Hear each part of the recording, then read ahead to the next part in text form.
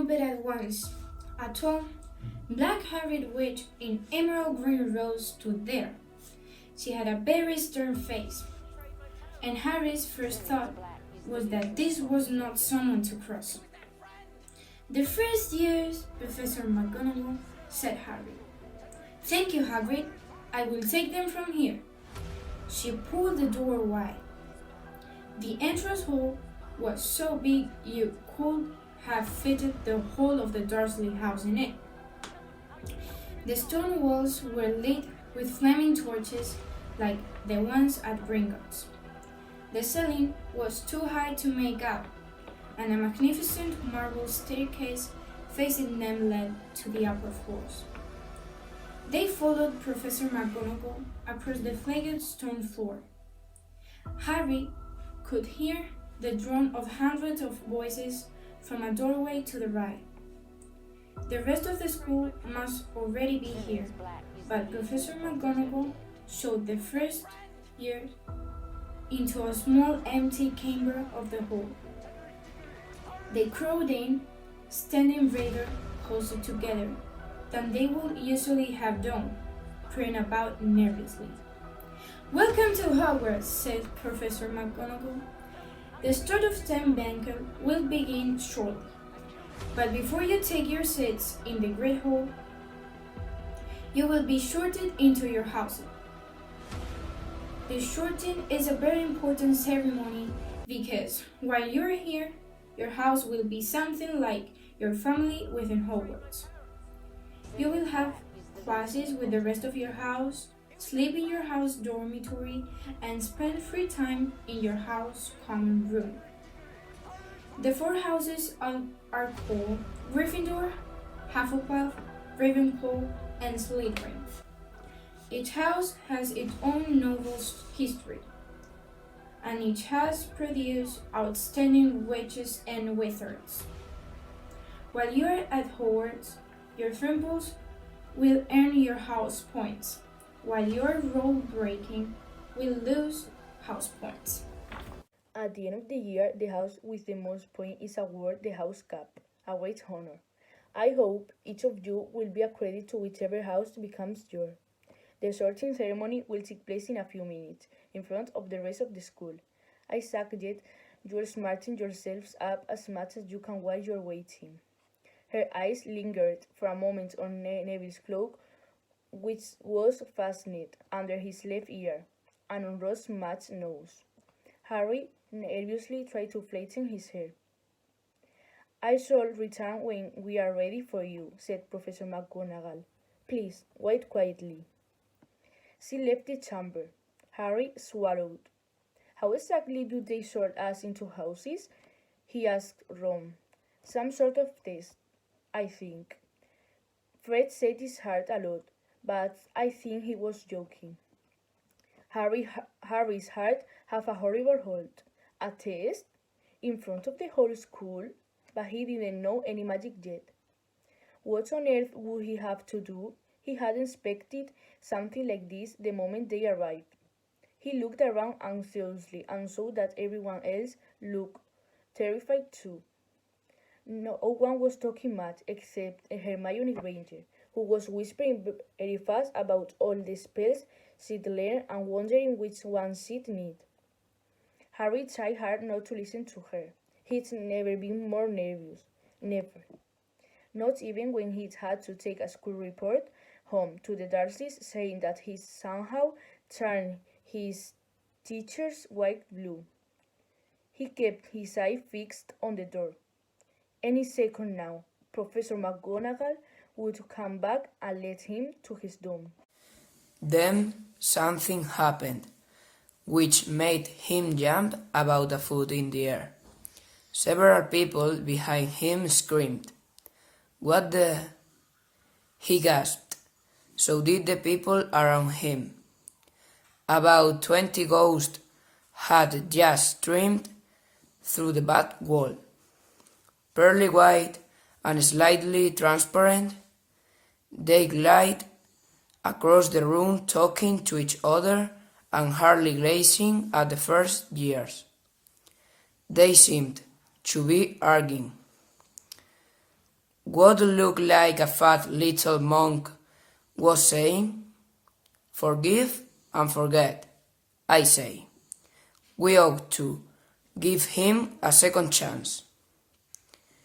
My dear friar, haven't we given Peeves all the chances he deserves? He gave us all a bad name, and you know, he's not really even a ghost. I say, what are you all doing here? A ghost, wearing a ruff and tights, had suddenly noticed the first years. Nobody answered. "New students," said the fat friar, smiling around at them. "About to be short, I suppose." A few people nodded mutely. "Hope to see you in Hufflepuff," said the friar. "My old house, you know." "Move along now," said a sharp voice. "The sorting ceremony's about to start." Professor McGonagall had returned. One by one, the ghosts floated away through the opposite wall. "Now for a line," Professor McGonagall told the first years, "and follow me." Feeling oddly as though his legs had turned to lead, Harry got into line behind a boy with sandy hair, with Ron behind him, and they walked out of the chamber, back across the hall and through a pair of double doors into the great hall. Harry had never even imagined such a strange and splendid place. It was lit by thousands and thousands of candles which were floating in midair over 4 long tables where the rest of the students were sitting. These tables were laid with glittering golden plates and goblets. At the top of the hall was another long table where the teachers were sitting, and Professor McGonagall led the first years up here, so that they came to halt in a line facing the other students, with the teachers behind them. The hundreds of faces staring at them looked like palm lanterns in the flickering candlelight. Dotted here and there among the students, the ghost saw misty silver, mainly to avoid all the staring eyes. Harry looked upwards and saw a velvety black ceiling dotted with stars.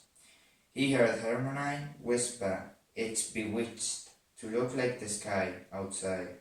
I read about it in Hogwarts, a history. It was hard to believe there was a ceiling there at all, and that the great hall didn't simply open on to the heavens." Harry quickly looked down again as Professor McGonagall silently placed a long 4-legged stool in front of the first years. On the top of the stool she put a pointed wizard's hat. This hat was patched and frayed, extremely dirty. Aunt Petunia wouldn't have let it in the house. Maybe they had to try and get a rabbit out of it. Harry thought widely that seemed the sort of thing. Noticing that everyone in the hall was now staring at the hat, he stared at it too. For a few seconds there was complete silence. Then the hat stretched, a rip near the brim opened wide like a mouth, and the hat began to sing. "Oh, you may not think I'm pretty, but don't judge on what you see. I lit myself if you can find a smarter hat than me.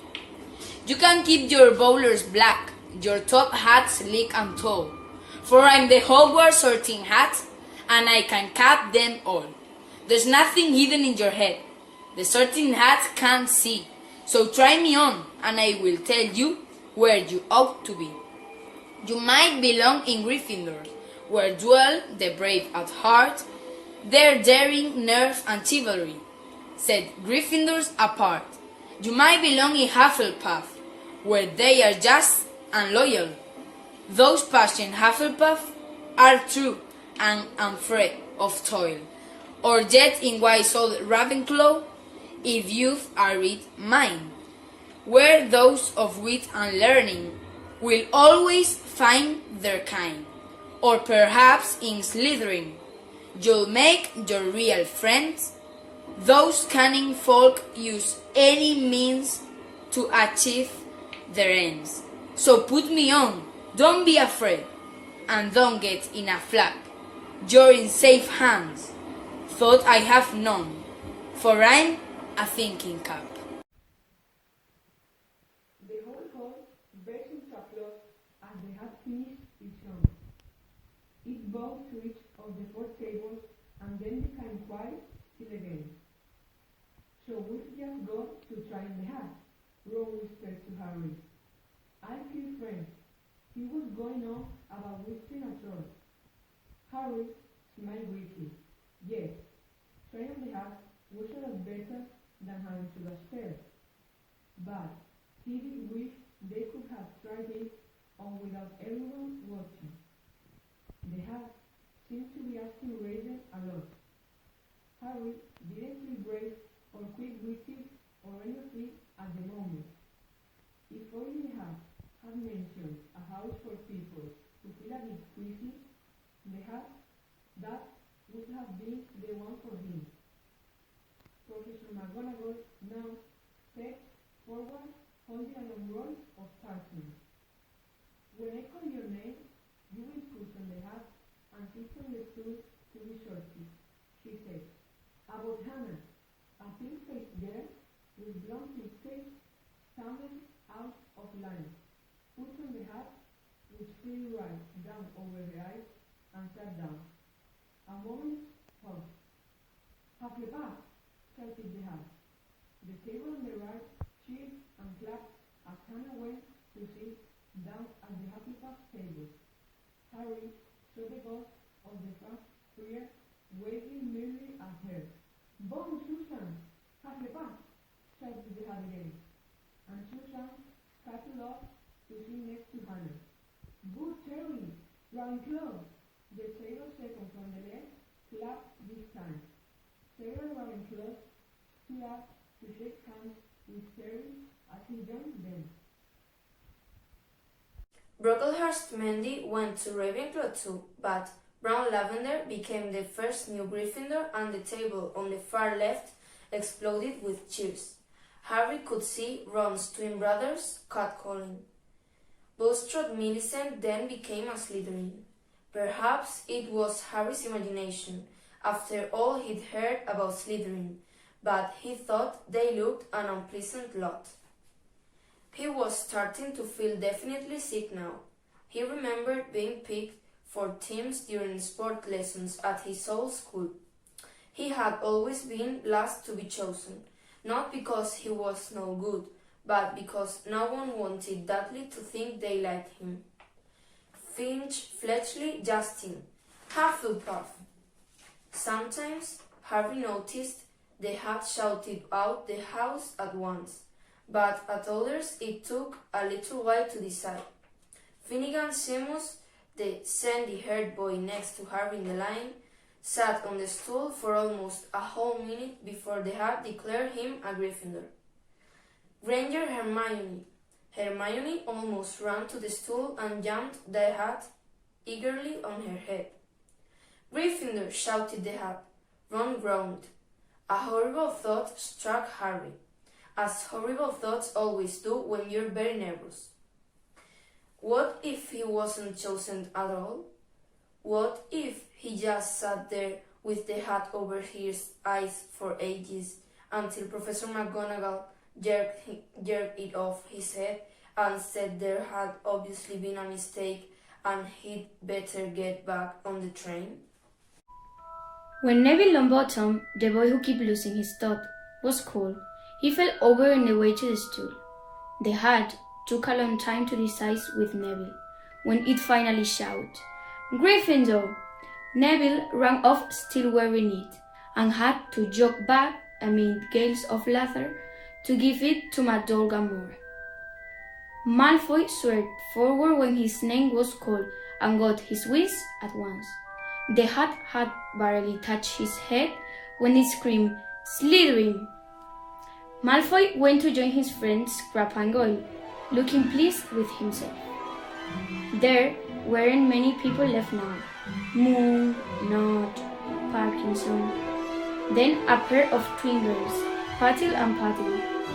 Then Perksale and then, at last, Potter Harry. As Harry stepped forward, whispers suddenly broke out like little hissing fires all over the hall. "Potter?" did he say. "The Harry Potter?" The last thing Harry saw before the hat broke over his eye was the hall full of people craning to get a look at him. Next second, he was looking at the black inside of the hat. He waited. Said a small voice in his ear. "Difficult. Very difficult. Plenty of courage, I see. Not a bad mind either. There's talent. Oh yes. And a nice thirst to prove yourself. Now that's interesting. So, where should I put you?" Harry gripped the edge of the stool and thought, "Not a Slytherin, not a Slytherin. Not a Slytherin, eh?" said the small voice. "Are you sure? You could be great, you know. It's all here in your head. And a Slytherin, we will help you in the way to the greatness. No doubt about that. No? Well, if you're sure, better be Gryffindor." Harry heard the hat shout the last word to the whole hall. He took off the hat and walked shakily towards the Gryffindor table.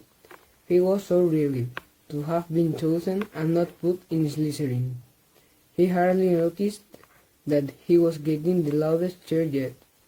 Percy the Perfect got up and shook his hand vigorously, while the Weasley twins yelled, "We got Potter! We got Potter!" Harry sat down opposite the ghost in the rough head.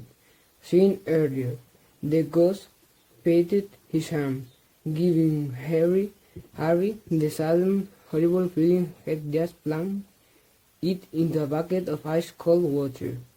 He could see the high table properly now. At the end, nearest him sat Hagrid, who cocked his eyes and gave him the thumbs up. Harry grinned back, and there, in the center of the high table, in a dark gold chair, sat Albus Dumbledore. Harry recognized him at once from the car head got out of the chocolate frog on the train. Dumbledore's silver hair was the only thing in the whole hall that shone as brightly as the ghosts. Harry spotted Professor Quirrell to the nervous young man from the leaky cauldron. He was looking very peculiar in a large purple turban, and now there were only 3 people left to be sorted. Turpin Lisa became a Ravenclaw, and then it was Ron's turn. He was pale green by now. Harry caught his finger under the table, and a second later the hat shouted, "Gryffindor!"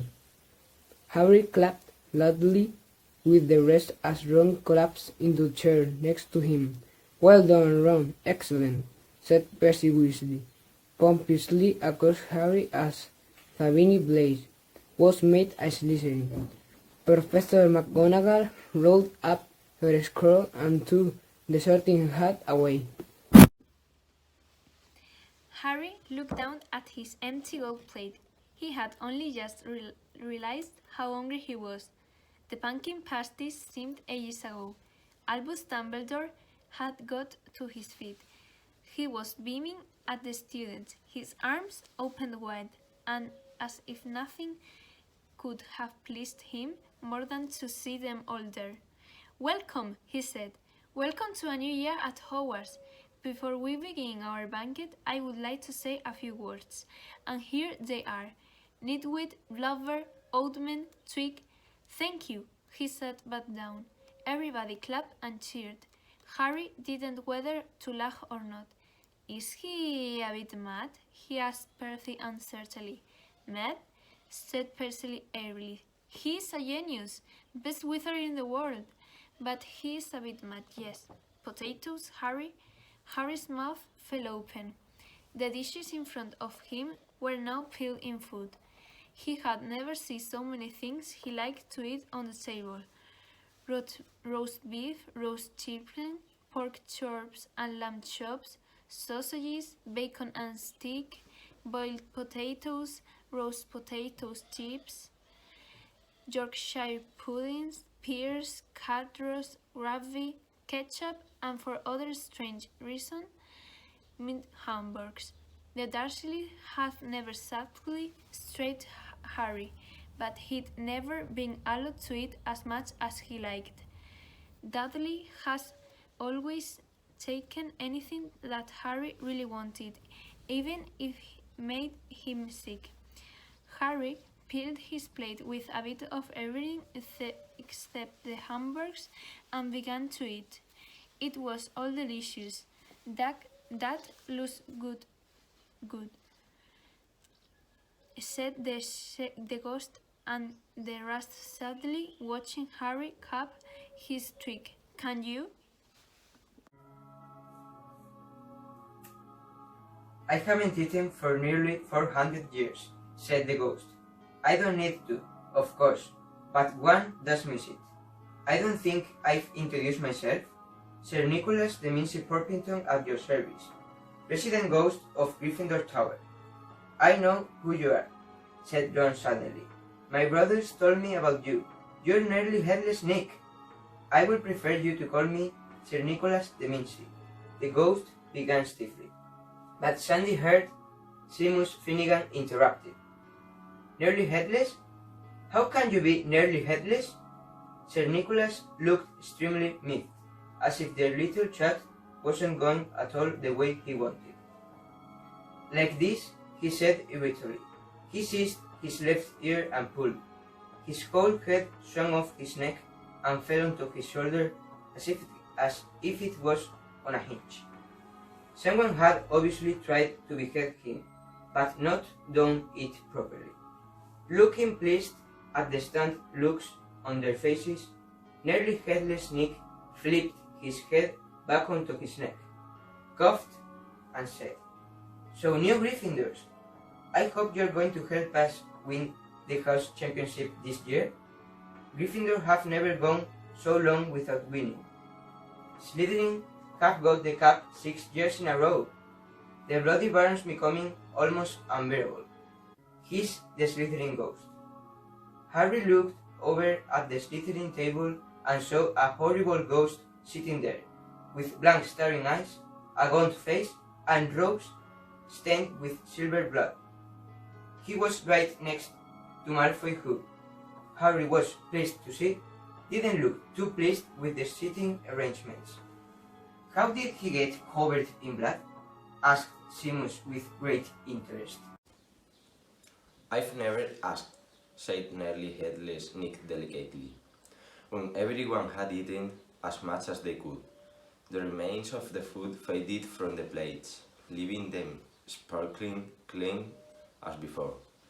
A moment later the puddings appeared, block of ice cream in every flavor you could think of, apple pies, treacle tarts, chocolate eclairs, and jam donuts, truffle, strawberries, jelly, rice pudding.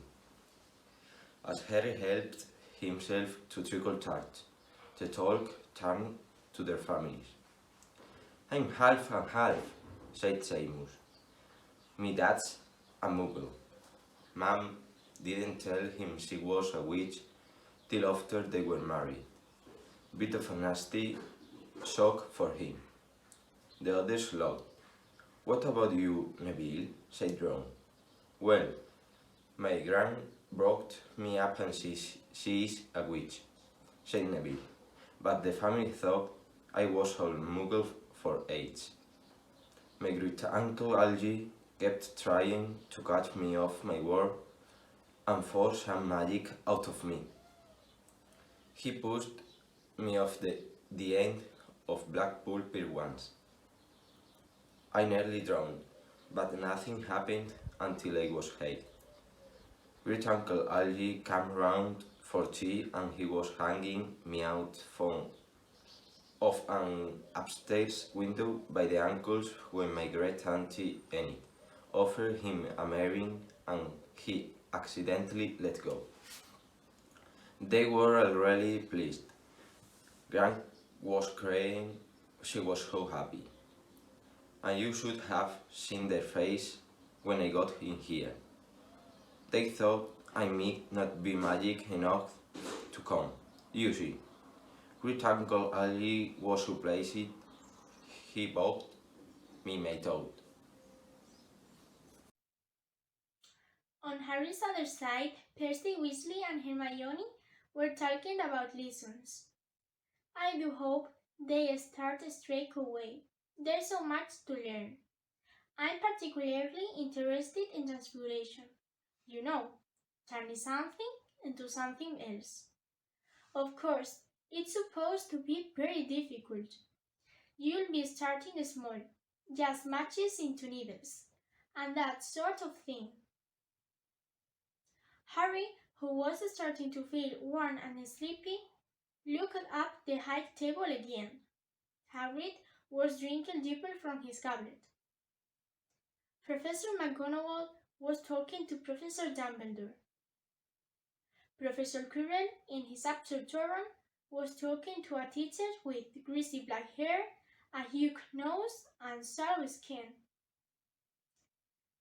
It happened very suddenly. The hook-nosed teacher looked past Quirrell's turban straight into Harry's eyes, and a sharp, hot pain shot across the scar on Harry's forehead. Ouch! Harry clapped a hand to his head. What is it? Asked Percy. Nothing. The pain had gone as quickly as it had come.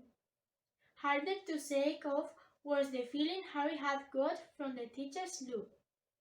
A feeling that he didn't like Harry at all. Who's that teacher talking to Professor Quirrell?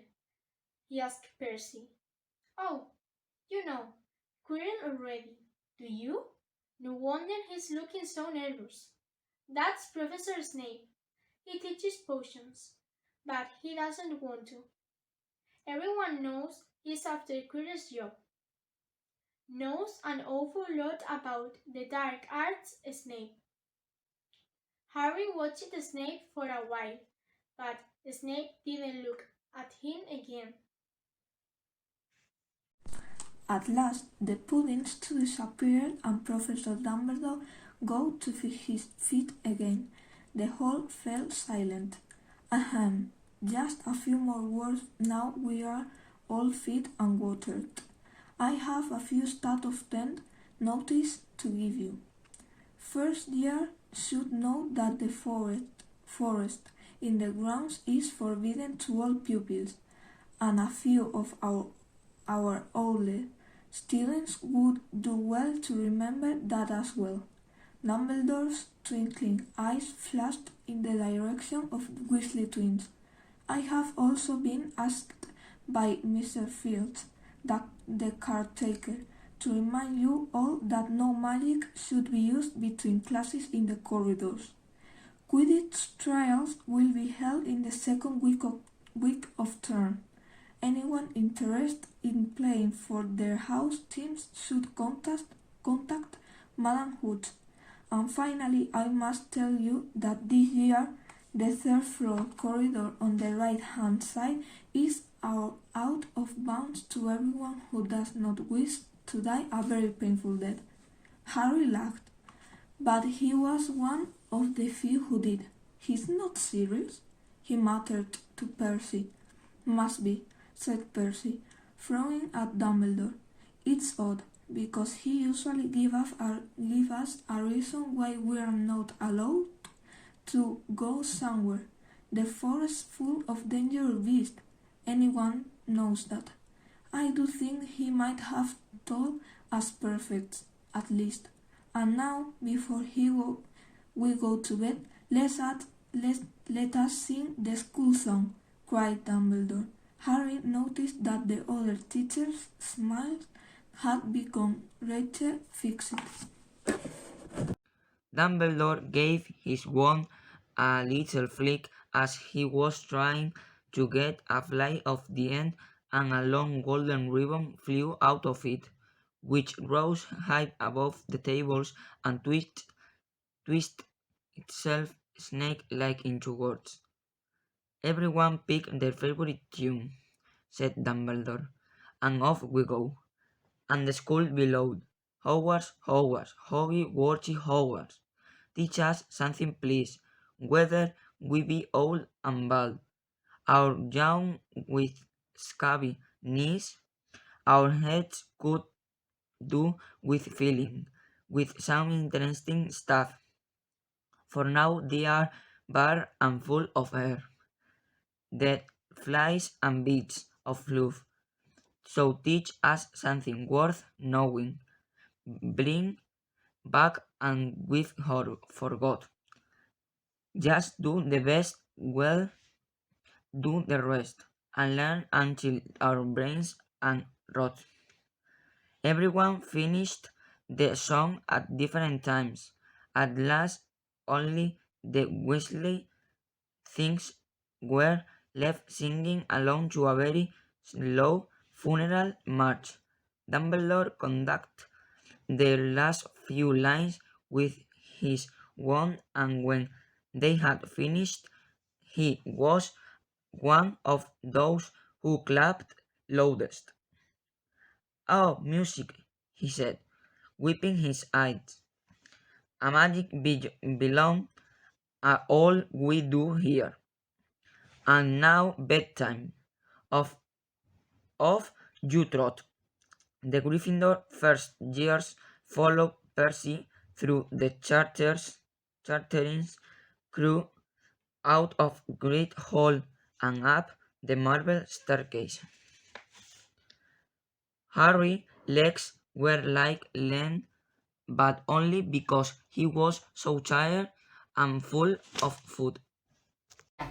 He was too sleepy even to be surprised that the people in the portraits along the corridors whispered and pointed as they passed, or that twice Percy led them through doorways hidden behind sliding panels and hanging tapestries. They climbed more staircases, yawning and drawing their feet, and Harry was just wondering how much further they had to go when they came to a sudden halt. A bundle of walking sticks was floating in mid-air. All of them, and as Percy took a step towards them, they started throwing themselves at him. "Pips," Percy whispered to the first years. "A poltergeist?" He raised his voice. "Pips, show yourself." A loud, rude sound like the air behind let out of a balloon answered, "Do you want me to go to the Bloody Baron?" There was a pop, and a little man with wicked dark eyes and a wide mouth appeared, floating cross-legged in the air, clutching the walking sticks. "Oh," he said with an evil cackle. "Ickle Fisters, what fun!" He shouted suddenly at them. They all ducked. Go away. Peeves or the barons heard about this. I mean it," barked Percy. Peeves stuck out his tongue and vanished, dropping the walking sticks on Neville's head. They heard him thumbing away, rattling coats of armor as he passed. "You want to go out for peace?" said Percy, as they set off again. "The Bloody Baron's the only one who can control him. He won't even listen to us. Perfect. He were are." At the very end of the corridor hung a portrait of a very fat woman in a pink silk dress. "Password," she said. "Caput Draconis," said Percy, and the portrait swung forward to reveal a round hole in the wall. They all scrambled through it. Neville needed a leg up and found themselves in the Gryffindor common room, a cozy round room full of squashy armchairs. Percy directed the girls through one door to the dormitory, and the boys through another. At the top of a spiral staircase, they were obviously in one of the towers. They found their beds at last, 5-foot posters hung with deep red velvet curtains. Their trunks had already been brought up. Too tired to talk much, they pulled on their pyjamas and fell into bed. "Great food, isn't it?" Ron muttered to Harry, from the hangings. "Get off, Scabbers, he's chewing my seat." Harry was going to ask Ron if he had any of the treacle tart, but he fell asleep almost at once. Perhaps Harry had eaten a bit too much, because he had a very strange dream. He was wearing Professor Squirrel's turban, which kept talking to him, telling him he must transfer to Slytherin at once, because it was his destiny. Harry told the turban he didn't want to be in Slytherin. It got behavior and behavior. He tried to pull it off, but he tightened it painfully. And there was Malfoy, laughing at him as he struggled with it. Then Malfoy turned into the hook, nosed teacher Snape, whose laugh became high and cold. There was a burst of green light and Harry woke, sweating and shaking. He rolled over and fell asleep again, and when he woke next day, he didn't remember the dream at all.